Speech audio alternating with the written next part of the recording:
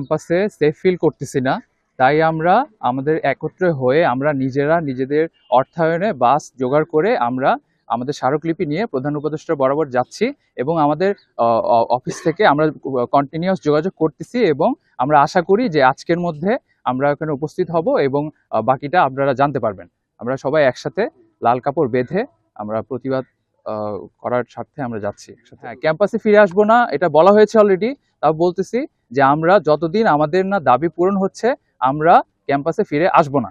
আমরা যতদিন না সেফ ফিল করতেছি এবং প্রশাসন আমাদের সুরক্ষার কোনো ব্যবস্থা নিচ্ছে ততদিন আমরা এখানে ফিরে আসবো না এবং বাকি কার্যক্রম আমাদের অনলাইনে চলবে, যেখানে আমরা সেফ ফিল করতেছি সেখান থেকে।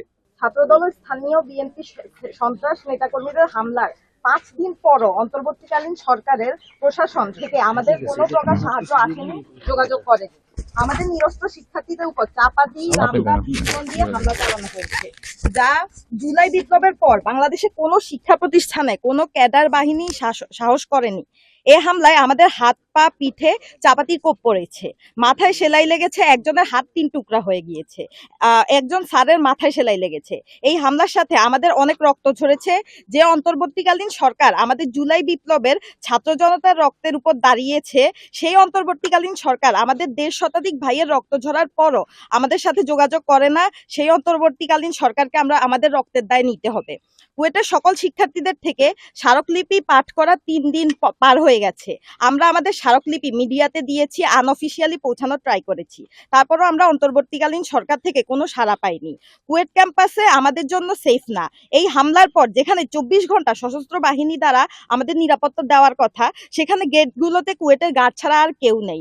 এখন পর্যন্ত বহিরাগতরা অবাধে ক্যাম্পাসে ঢুকছে, বের হচ্ছে, অবাধে চলাফেরা করছে। আমরা এখন পর্যন্ত নিজেদের নিরাপত্তা নিজেরাই নিশ্চিত করে যাচ্ছি। আমাদের ক্যাম্পাসের বাহিরে যারা মেসে থাকে তাদের বাড়িওয়ালাদের হুমকি দেওয়া হচ্ছে, অনেকেই মেস ছেড়ে হলে থাকা শুরু করেছে। আমরা সবাই খুবই আতঙ্কিত। আমাদের পরিবার, আত্মীয় স্বজন আমাদের রক্ত দেখেছে, আমাদের বাসা থেকে প্রতিনিয়ত কল দেওয়া হচ্ছে।